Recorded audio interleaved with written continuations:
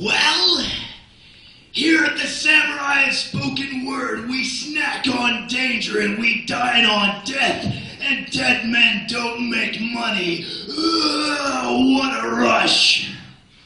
Yeah! Great to be here. Very glad to be here. Last week I was in Eagle Grove, Iowa. Very glad to be here. And last night, in fact, I was in Council Bluffs doing a show for MAGNUM Pro. Great show, nice crowd. Had fun, drew a lot of people, had a good time. The first match featured a tag team called the Yellow Dogs, which is exactly what you think. Two guys with the ears and the tails and the dog gimmick, pretty much, and it was, the kids had a fun time with that. Except a certain ring announcer got humped by both members of that tag team. As if that wasn't bad enough, the entire crowd chanted, "Pete got laid! Pete got laid!"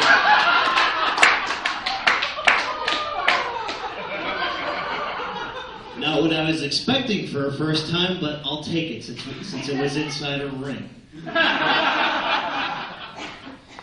As Barry mentioned, I'm involved with local wrestling promotions. I'm a ring announcer who calls the action, a referee who makes the count, and occasionally I've been a wrestler who lives the dream.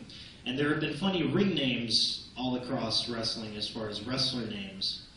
And there was a tag team of two kind of black guys, mixed black guys, called the Inner City Machine Guns. There was a tag team of two doctors called the Prescription Thugs.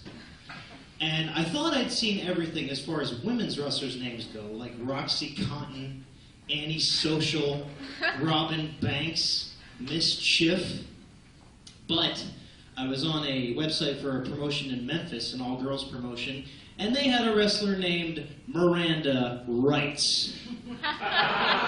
And she didn't even have a cop gimmick, so that was kind of a letdown. Had my first Disney trip recently. Cousin got married in Orlando. She lived there all of her life. Was a Disney fan all of her life and got to tie the knot in the Disney wedding chapel. So that was pretty good.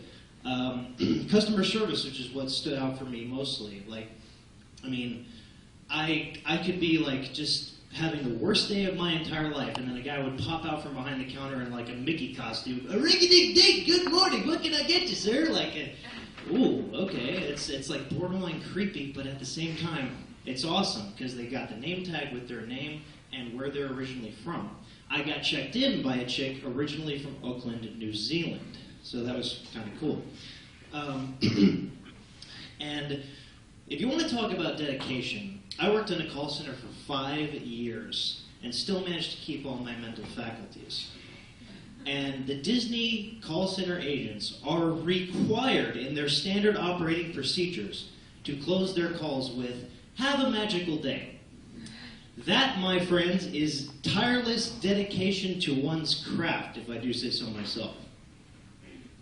I don't drink, I don't smoke, I don't do drugs, because sometimes it's what you don't do that makes you who you are. And at the behest of two of my friends, because I've strayed from time to time, I took 2 shots of an unholy concoction known as Rumpelmints. And it was disgusting. It tasted like Altoids and fascism.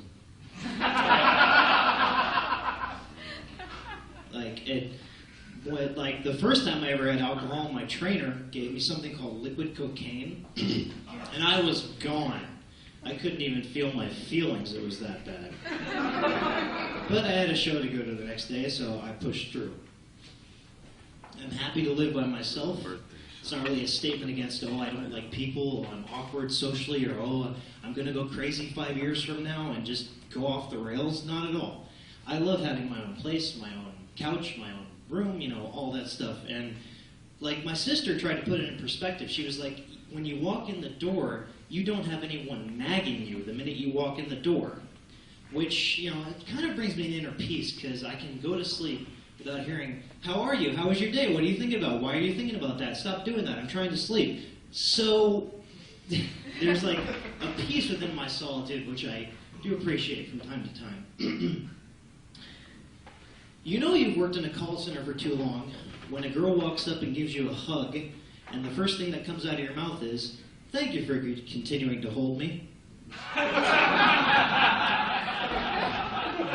I had some crazy calls in my time at the call center. Like, for example, this woman in Long Beach, California was using a wireless credit card terminal that we do tech support for. And she literally had a full-blown anxiety attack on the phone with me because the thing wasn't working right. So there I am trying to Dr. Phil her into trying to get the transaction to go through, like, "You need to press clear and make some changes in your life." Years later, she called back, and I said, "Oh, good to talk to you again. I remember our last call very well."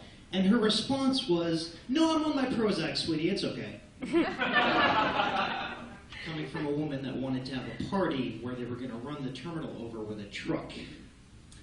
Never moved to California. I know not all people are like that. It's just me. I am blessed to be in a relationship, at least for the most part, with a girl who I trust this much to where she won't go on social media and spy on me. She won't text me or call me while I'm working and be like, "I saw your post at 4:20 p.m. and 30 seconds that said Pepper Jacks was better than sex. Is there something I'm not giving you?" There's no joke here. Don't do that. But you must develop an impenetrable fortress of pure trust in your relationships. And that fortress will be impenetrable to even your most dastardly of foes! Kind of went off the rails a little bit, sorry about that. How am I doing on time, Dave? Hello, Ustream audience. Don't call it a comeback. Speaking of that, as white as I am, I listen to a lot of rap music. And as positive and cheerful and optimistic as I am, I listen to a lot of death metal. Like, my iPod, if I put it on shuffle, I'll go from Bob Dylan to Meshuggah in one fell swoop. Rance will probably be the only one that got that. I'll end on this. Recently, I did something by myself that I thought I would never be able to do by myself. And I thought to myself, I'm going to do this by myself. I don't care what anybody says. So, a couple hours go by. Hours of perspiration, passion, and determination, and unrelenting rage at times. And after all the dust had settled, and all the smokes had cleared, and the passion left the room, and I was just left there, just out of breath, just panting, and just totally spent. Sparks flew, emotions ran high. I finally done this thing by myself for the first time. And as I sat there, contemplating how secure my legacy was, and satisfied that I'd finally done this thing by myself, I realized something. My taxes turned out fantastic.